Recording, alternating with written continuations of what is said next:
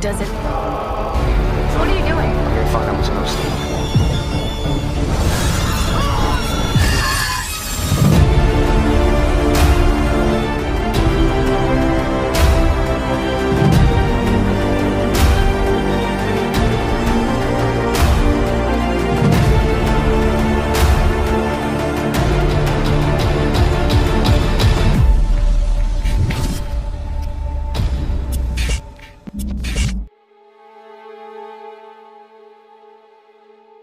Terlihat seorang pria paruh baya sedang mencukur bersih janggutnya, mewarnai rambut, lalu mengganti softline mata dari warna coklat menjadi warna biru.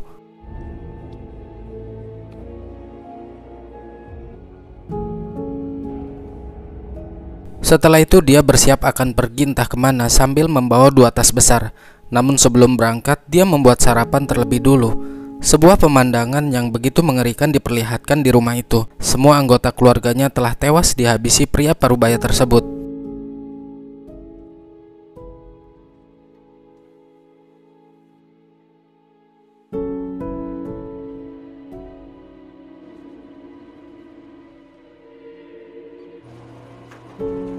Pihak kepolisian yang menyelidiki kasus ini telah mendapatkan informasi bahwa korban adalah seorang ibu dan ketiga anaknya. Awalnya para polisi mengira jika pelaku pembunuhan massal tersebut adalah mantan suaminya yang bernama Dylan Bennett. Namun setelah diselidiki, Dylan terbukti tidak bersalah karena di saat malam kejadian, Dylan sedang bersama teman-temannya di luar kota. Dan kini tuduhan pun mengarah kepada suami barunya yang tidak lain adalah Grady Edward. Terbukti Grady tiba-tiba menghilang setelah kejadian itu. Terlebih saat polisi menemukan kasus yang serupa 3 tahun yang lalu, yaitu seorang istri dengan 3 anak. Lalu ayah tirinya menghilang entah kemana.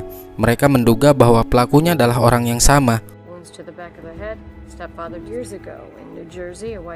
Namun permasalahannya, saat ini pihak kepolisian belum berhasil mengungkap siapa sebenarnya Grady Edward, dikarenakan Grady selalu membayar apapun menggunakan uang cash, tidak pernah sekalipun memakai kartu kreditnya, sehingga para polisi kesulitan untuk melacak data pribadi dari Grady Edward.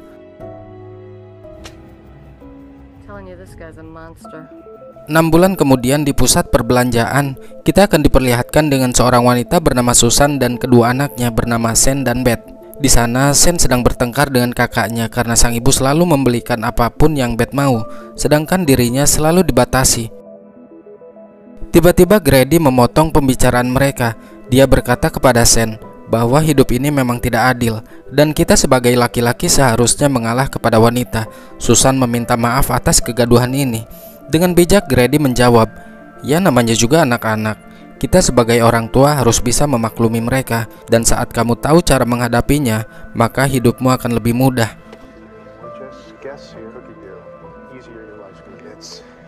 Susan yang mendengar ucapan bijak dari Grady pun lantas memujinya.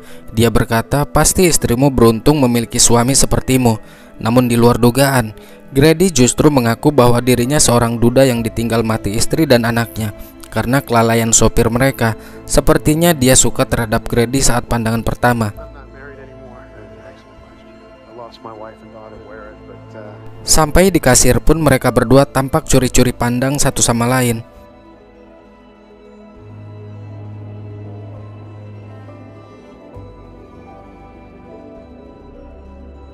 Di parkiran, Susan memberanikan diri menghampiri Grady. Dia mengajaknya untuk makan pizza di luar sambil mengobrol. Di sini Grady mengaku bahwa dirinya bernama David Harris dan dia sama sekali tidak keberatan dengan ajakan Susan. Terlebih saat tahu jika wanita yang ada di hadapannya seorang janda.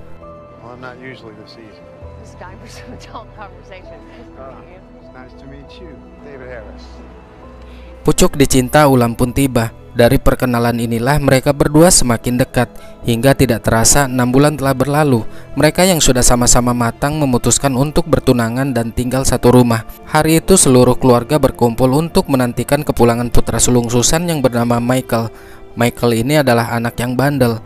Jadi ibunya menghukum dia bersekolah di asrama militer. Dia bersama sang kekasih yang bernama Kelly. Semua orang menyambutnya dengan sukacita, tidak terkecuali David juga ada di sana. Susan khawatir jika Michael tidak bisa menerima David sebagai calon ayah tirinya. Namun David tidak mempermasalahkan hal itu, karena dia yakin suatu saat Michael bisa menerimanya. dan dia berjanji akan berusaha meyakinkan putra sulungnya tersebut. Heard so much about you. Thank you. It's a dream come true for me. Welcome home, Michael.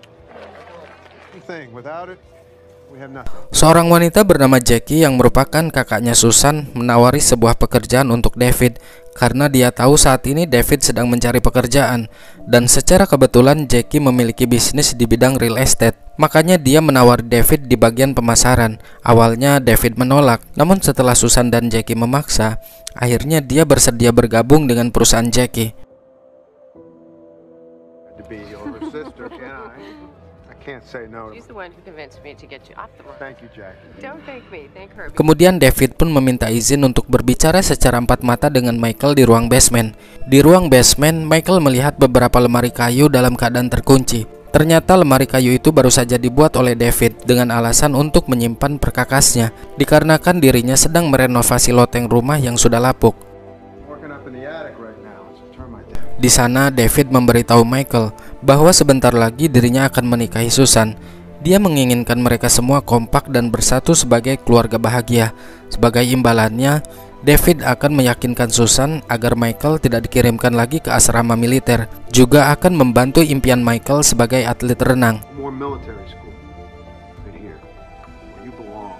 I can't use that pool anymore. You got a college scholarship swimming? Berkat rayuan dari David, akhirnya Susan berjanji tidak akan mengirim putranya ke asrama sekolah militer. Dan beberapa hari kemudian David membuktikan ucapannya dengan memberi kejutan kepada Michael, yaitu sebuah kunci loker, yang dimana dia bisa berlatih berenang di tempat favoritnya.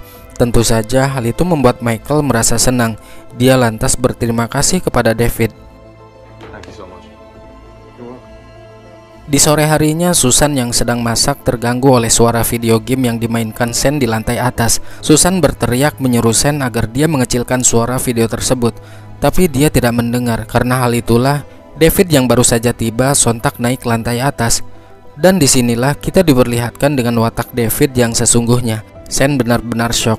Dia tidak menyangka jika calon ayah tiri mereka adalah orang yang kasar dan temperamental.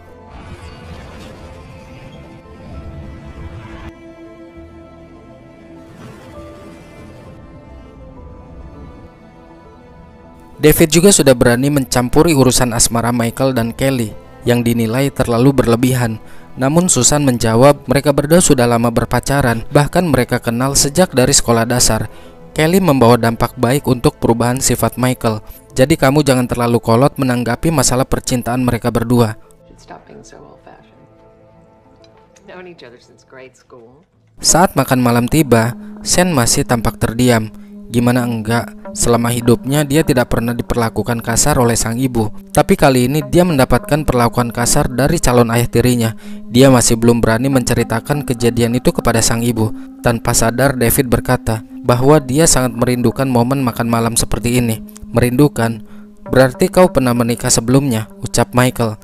Di sini sang ibu membantu menjelaskan. Mister, does that mean you were married before? Drunk driver. Lost his wife.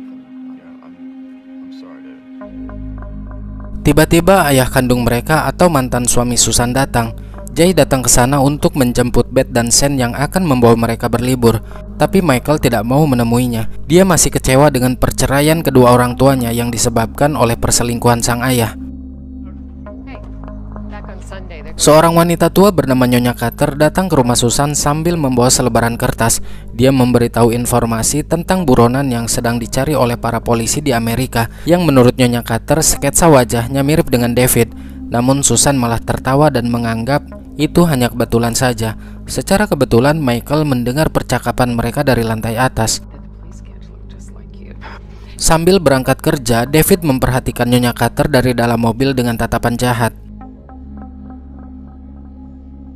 Di jam istirahat, David mengundang Michael makan bersama. Dia meminta Michael untuk menjadi pendamping prianya saat menikah nanti, dengan alasan karena David sudah tidak memiliki siapa-siapa lagi. Tapi dia merasa ada sesuatu yang janggal. Terlebih saat David bercerita mengenai putrinya yang tewas. Dia salah menyebutkan namanya. Awalnya bernama Michelle, tiba-tiba berubah menjadi Lisa. Ya, namanya seorang pembohong, pasti ada saja ide. Dengan cepat David menyatukan nama itu menjadi Lisa Michelle. Oh, I'm sorry. I thought you said her name was Michelle. It's Lisa Michelle. You must have heard it wrong. Did I? Kedatangan Nyonya Carter ke rumah Susan tadi pagi menjadikan ancaman baru bagi David. Maka dari itu secara diam-diam dia masuk ke rumah Nyonya Carter lewat pintu belakang. Jadi sekedar informasi, Nyonya Carter itu adalah julukan karena dia memiliki banyak kucing. Kucing hitam yang berada di dalam rumah tiba-tiba menjadi agresif, seakan memberitahu ada orang jahat. Nyonya Carter mencoba menenangkan kucing itu. Namun saat berbalik,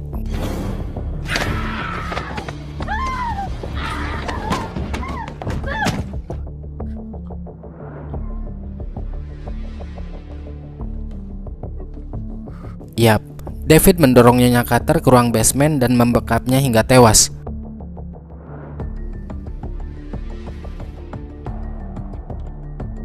Mengingat ucapan David mengenai hubungan asmara putranya tempo hari, akhirnya sang ibu menegur Michael agar jangan terlalu dekat. Tentu saja teguran itu membuat Michael merasa tersinggung. Pasalnya sang ibu tidak pernah berperilaku seperti ini sebelumnya. Dalam suasana tegang, tiba-tiba Jay datang dan langsung memaki David. Hal itu disebabkan karena Sen laporan kepada ayah kandungnya bahwa David telah menyakitinya saat bermain video game beberapa hari yang lalu.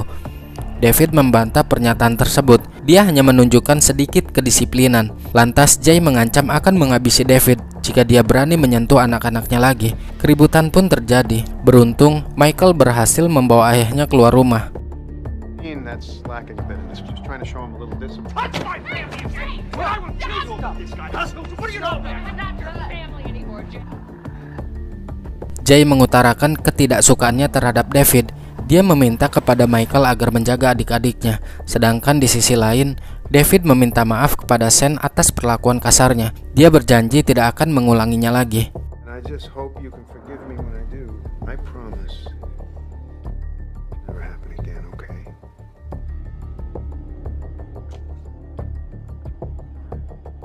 Malam pun semakin larut. Michael tiba-tiba terbangun karena mendapat pesan dari Jay ayahnya bahwa sang ayah senang bisa bertemu dan melihat langsung dengan Michael. Ketika akan mengambil air minum, secara tidak sengaja dia mendapati David tampak gelisah sambil ngomong sendiri. Di keesokan harinya, saat berada di kantor, David dihampiri oleh Jackie. Dia memberikan beberapa lembar formulir untuk diisi agar bisa dibuatkan jaminan sosial, asuransi gaji, dan lain-lain. Selain itu, David juga diminta untuk mengisi rekening bank agar pihak perusahaan tidak lagi memberikan uang cash saat menerima gaji. David panik, bingung harus berbuat apa. Sedangkan selama ini dia tidak pernah memberikan identitasnya kepada siapapun, yang pada akhirnya dia lebih memilih keluar dari pekerjaannya. Susan menyayangkan atas resign-nya David. Padahal menurut Jackie, David orang yang sangat berbakat di bidang real estate. Terbukti baru beberapa bulan bekerja, dia mampu menjual beberapa unit rumah. Di sini dia beralasan bahwa pekerjaan itu tidak cocok untuk dirinya dan dia berjanji akan mencari pekerjaan baru lewat internet.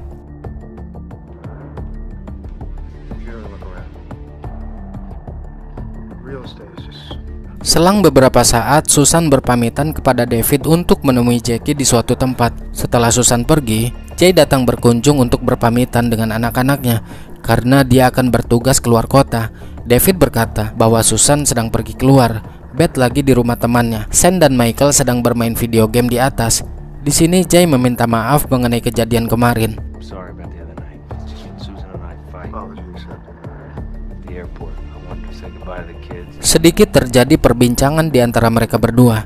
Jay berkata, kata Michael, kau dulunya adalah atlet renang. Apakah benar? Tahun berapa dan di mana? David menjawab, tahun 92 di University Oregon. Tiba-tiba telepon berdering. I gotta grab that. Hello? Ternyata yang menelpon adalah Susan. Susan memberitahu bahwa Jay akan datang ke rumah untuk berpamitan dengan anak-anak. Namun David berbohong dengan mengatakan jika Jay belum muncul juga sedari tadi. Karena Jay merupakan mahasiswa di universitas yang sama dengan yang disebutkan David tadi, dia pun menghubungi kantor alumni sebelumnya. Menurut informasi, di universitas mereka tidak ada atlet renang yang bernama David Harris di tahun 1992. Ada juga tahun 1987, dan itu pun sudah meninggal. Di sini Jay tahu jika pria bakal calon ayah tiri anak-anaknya adalah seorang pembohong. Merasa terancam, David menghilang bersembunyi. Jay terus mengoceh membongkar kebohongan-kebohongan David sambil mencari keberadaannya. Namun tiba-tiba dari belakang,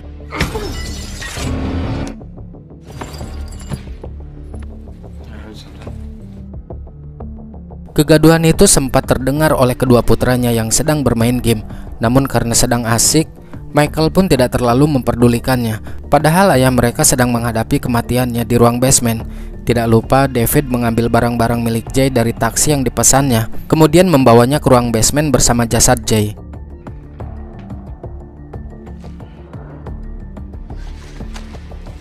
Di tempat lain, Jackie curiga dengan keluarnya David dari pekerjaannya. Secara di kerjaan dia tidak ada masalah dengan siapapun, tapi kenapa dia keluar setelah beberapa kali diminta mengisi formulir identitasnya? Sang kakak mengutarakan kekhawatirannya. Dia tak ingin Susan menikah terburu-buru. Cari tahu dulu siapa David Harris sebenarnya. Lebih baik tidak jadi daripada menikah dengan orang yang salah.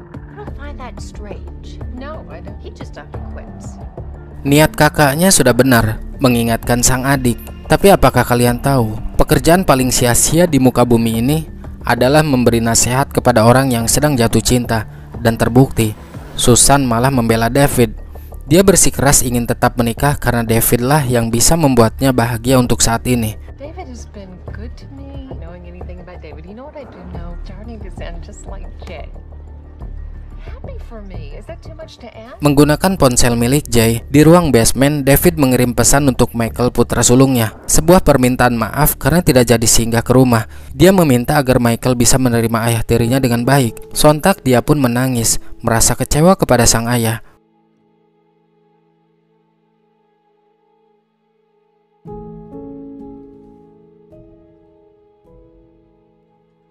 Keesokan harinya sudah banyak polisi di rumah Nyonya Carter. David mendapat informasi bahwa Nyonya Carter diduga tewas karena sebuah insiden di rumahnya. Tanpa dia sadari, dari jendela Michael mendengar semua percakapan mereka.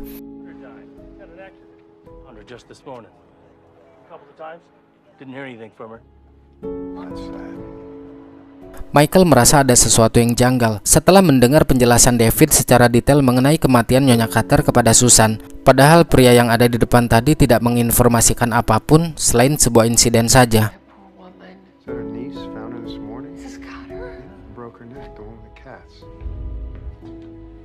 Ketika akan memperbaiki loteng, David mendapat telepon dari Jackie yang menanyakan nomor NPWP dengan alasan karena untuk kebutuhan gaji David yang terakhir kalinya. Jackie terus mengejar gimana caranya agar dia bisa tahu identitas pria yang akan menikahi adiknya. Di sini David sadar jika Jackie merupakan ancaman baru baginya dan dia sedang merencanakan sesuatu untuk menghabisi Jackie.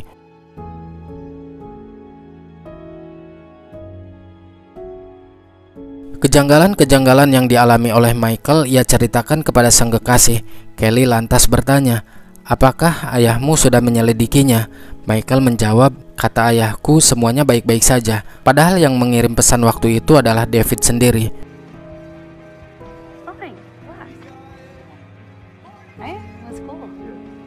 David menghampiri mereka berdua. Dia berpamitan akan menjemput Beth dan Sam di sekolah. Dia berpesan agar mereka berdua bisa menjaga sikap selama dirinya tidak ada di rumah. Hal itu pun diambil kesempatan dengan cara mengendap masuk ke dalam kamar untuk mencari barang David. Tapi ternyata di tengah perjalanan Susan menelpon. Dia mengabarkan bahwa David tidak usah menjemput Beth dan Sam. Biarkan dirinya yang menjemput sekalian lewat. Setibanya di rumah, David yang melihat mereka berdua tidak ada di kolam renang pun lantas bergegas masuk. Dia yakin bahwa Michael sedang berusaha mencari tahu tentang dirinya. Namun David gagal menangkap bahasa Michael yang sudah terlebih dulu kembali ke kolam renang.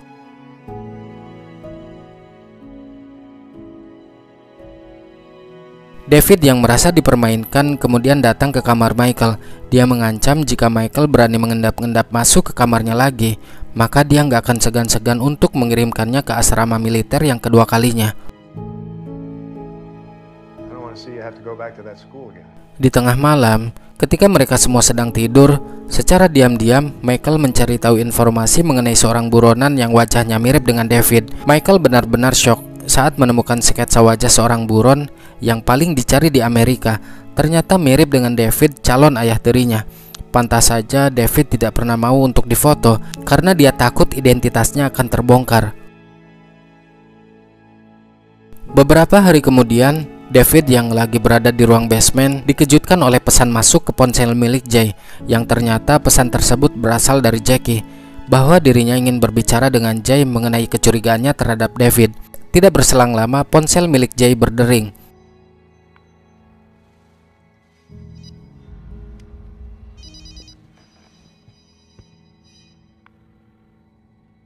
Ternyata Michael mencoba menghubungi sang ayah. Suara itu terdengar oleh Michael dari dalam kamar.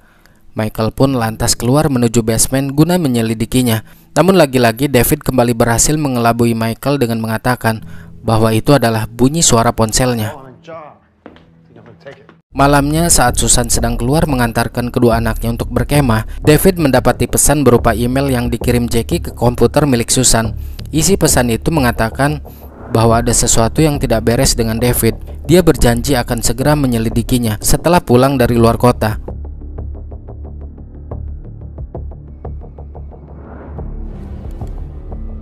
Kemudian dia naik ke lantai atas dan menanyakan kepada Michael. Michael menjawab akan ke rumah Kelly. Dia berpesan agar Michael selalu berhati-hati karena di luar sana sedang ada badai hujan. Di tempat lain, Jackie tengah bersiap untuk pergi keluar kota. Dia melihat payung kolam renangnya yang tiba-tiba terjatuh. Sebelum berangkat, dia mengambilnya terlebih dulu. Tapi siapa sangka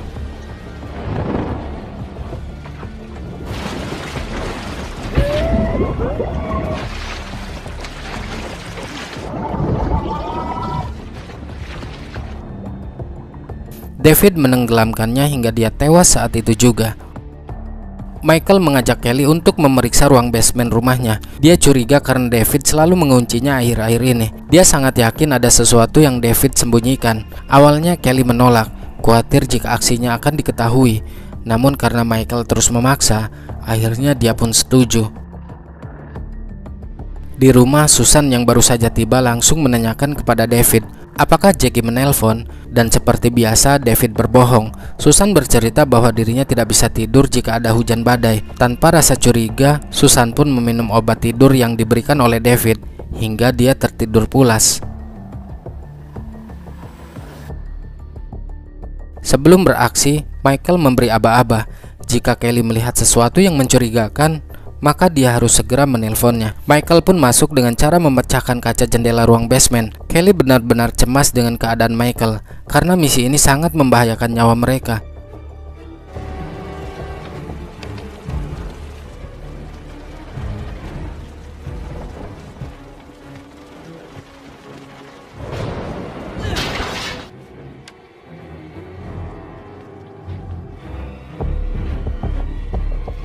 Di sana Michael menggeledah seluruh isi lemari itu. Dia menemukan beberapa barang milik sang ayah termasuk ponselnya. Kelly yang tiba-tiba melihat David dari kejauhan langsung menelpon Michael.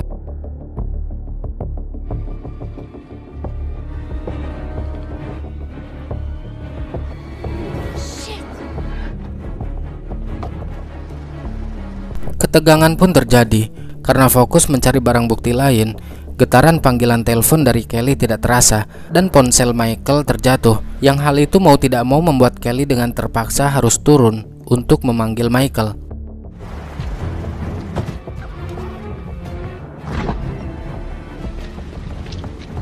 Michael benar-benar kaget setelah menemukan jasad ayahnya yang sudah terbujur kaku di sebuah freezer. Kelly mencoba memanggil Michael dari luar, namun Michael tidak mendengarnya dan justru dia berhasil tertangkap oleh David. What are you doing, Kelly? David menutup rapat jendela itu sehingga Michael terkurung di dalam sana, tapi dia tidak menyerah begitu saja dan berusaha keluar dari keadaan ini.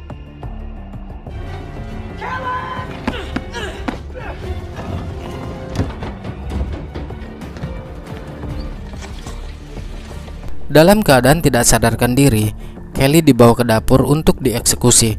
Hujan badai mulai reda, sehingga kegaduhan itu terdengar oleh Susan. Susan bingung apa yang sebenarnya terjadi, terlebih saat melihat David marah-marah tidak jelas sambil memegang pisau.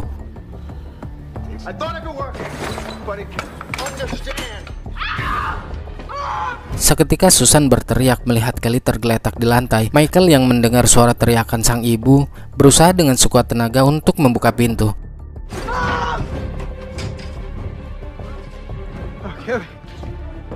Aksi kejar-kejaran pun terjadi antara Susan dan David hingga dia terpojok di kamar mandi. Secara diam-diam, Susan mengambil pecahan kaca dan ketika David mendekat,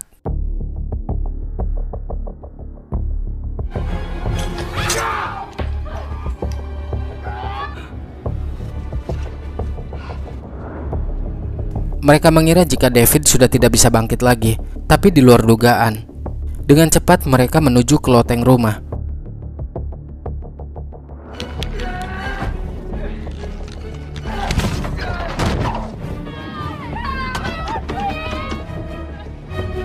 Tidak ada pilihan lain, setelah David berhasil naik, Michael pun duel dengan David hingga mereka terpental dan terjatuh keluar rumah.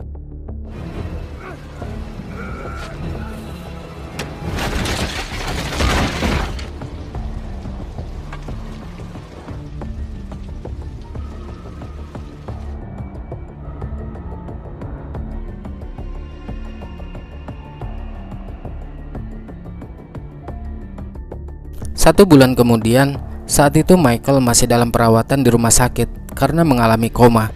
Dan ketika tersadar, hal pertama yang ia tanyakan adalah keberadaan David. Lantas sang ibu menjawab bahwa David berhasil kabur sebelum polisi tiba di malam kejadian. Ia tidak tahu keberadaan David saat ini. Sang ibu sangat menyesal dengan semua yang telah terjadi. He's got there. He was gone. Nobody knows.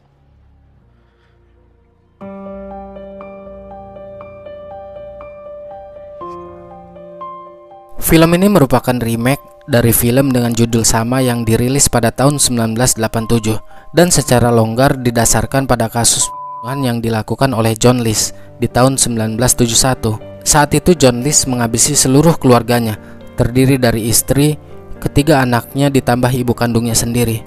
Dan motifnya sangat-sangat konyol dan tidak masuk akal, yaitu ingin menyelamatkan jiwa orang-orang yang dicintainya agar mereka semua bisa masuk ke dalam surga. Setelah melakukan aksi kejamnya terhadap keluarganya, John menghilang selama 18 tahun dan membuat identitas baru. Dengan identitas barunya, dia hidup normal seperti biasa dan sangat aktif ke gereja. Di sanalah dia bertemu dengan seorang wanita bernama Dolores Miller. Mereka akhirnya menikah di tahun 1985, lalu menetap di Virginia. Seiring berjalannya waktu, kebahagiaan yang mereka berdua rasakan akhirnya mulai terusik ketika tepatnya di tahun 1989 muncullah sebuah berita di televisi yang menjelaskan mengenai seorang buronan yang telah menghabisi anggota keluarganya. Di acara TV itu juga ditampilkan sebuah patung dari tanah liat buatan Frank Bender. Frank Bender ini adalah seorang seniman yang luar biasa hebat yang mampu merekonstruksikan wajah orang mati berdasarkan kerangka mereka dan wajah buronan berdasarkan foto-foto lama. Jadi foto lama John List saat buron di usia 46 tahun, Frank Bender ini bisa menggambarkan John List, wajahnya berubah menjadi seperti apa, dia bisa menggambarkan itu semua. Nah, berkat patung buatannya, meski John List sudah mengganti identitas, dia berhasil ditangkap karena laporan dari tetangganya. Tetangganya merasa patung tersebut mirip dengan John yang sudah diganti namanya menjadi Robert. Kemiripan antara Robert dan patung John List bukan semata-mata kebetulan belaka, karena faktanya setelah polisi melakukan pencocokan pada sidik jarinya, itu ternyata satu orang yang sama. John List berhasil ditangkap pada bulan Juni 1989 dan menjalani persidangan guna mempertanggungjawabkan semua perbuatannya. Meski dibela oleh pengacaranya dengan berbagai alasan, termasuk depresi akibat peperangan, namun hakim menolaknya. Di tahun 1990, hakim memutuskan hukuman seumur hidup kepada John List tanpa pembebasan bersyarat. Dia meninggal pada tahun 2008 di usianya yang ke-82 tahun.